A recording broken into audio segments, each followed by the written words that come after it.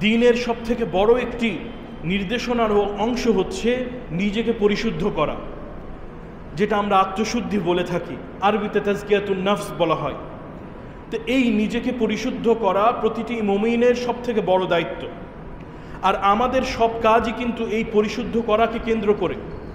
আমরা যে আল্লাহর ইবাদত করছি, আমরা যে পাপ থেকে বিরত থাকছি, আমরা যে ভালো কাজ করার চেষ্টা করছি, নফল আমল করার চেষ্টা করছি, জিকির আজকার করার চেষ্টা করছি, এই সব কিছু নিজেদেরকে পরিশুদ্ধ করার জন্য। আর আমাদের এই পরিশুদ্ধ করার সাথেই রয়েছে আমাদের সফলতার সম্পর্ক।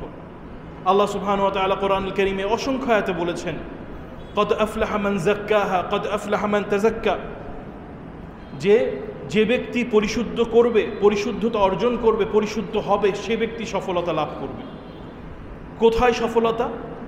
আমাদের যে জীবন, এই জীবন তো শুধু মৃত্যুর আগ পর্যন্ত এই জীবন নয়, বরং আমাদের জীবনটা হচ্ছে মৃত্যুর পরের যে অনন্ত জীবন এবং এই যে জীবিত থাকা অবস্থায় যে এই দুনিয়ার জীবন, এই সব কিছু মিলিয়ে আমাদের জীবন।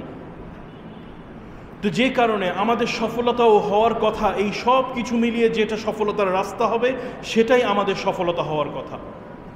আমরা ভবিষ্যতের কথা চিন্তা করি, ভবিষ্যতের প্রস্তুতি নেওয়ার কথা চিন্তা করি, তবে আমাদের সেই ভবিষ্যতের প্রস্তুতি অনেক ক্ষেত্রেই মৃত্যুর আগ পর্যন্ত যে জীবনটা, শুধু এই জীবনের ভবিষ্যৎকে আমরা আমাদের লক্ষ্য উদ্দেশ্যের ভেতরে রাখি।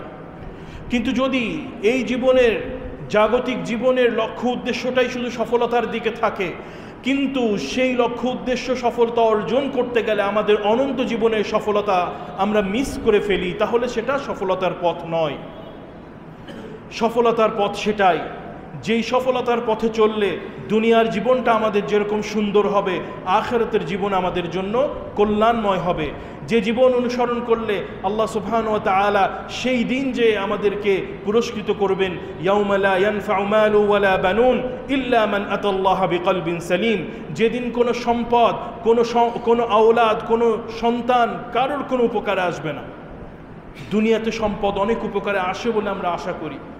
দুনিয়াতে সম্পদের মাধ্যমে আমরা উপকরণ পাই, বাড়ি পাই, সম্পদের মাধ্যমে আমরা সম্মান পাই, সন্তানের মাধ্যমে আমাদের দুনিয়াতে জাগতিক অবস্থান শক্তিশালী হয়। সন্তান যখন সফলতার দিকে যায়, তার মাধ্যমে তার পিতামাতারা তারাও সফলতার দিকে এগিয়ে যায়। কিন্তু আখিরাতের কথা আল্লাহ বলছেন যে সেটা এমন একদিন, ইয়াউমা লা ইয়ানফাউ মালু ওয়ালা বানুন ইল্লা মান আতাল্লাহা বিকলবিন সালিম, যে ব্যক্তি সুস্থ পরিশুদ্ধ হৃদয় নিয়ে আল্লাহর কাছে আসতে পারবে, নিজেকে পরিশুদ্ধ করে আল্লাহর কাছে আসতে পারবে, শুধুমাত্র সেই পরিশুদ্ধ ব্যক্তির দুনিয়ার জগতের কিছু বিষয়গুলোই আল্লাহ তাআলার কাছে গ্রহণযোগ্য হবে, এর বাহিরে অন্য কিছু আল্লাহর কাছে গ্রহণযোগ্য হবে না। এই জন্য সম্মানিত ভাইরা, আসুন না আমরা আল্লাহর দ্বীন প্রতিপালনের ক্ষেত্রে এই নিজেকে পরিশুদ্ধ করার বিষয়টাকে আমরা খেয়ালে রেখে চলার চেষ্টা করি।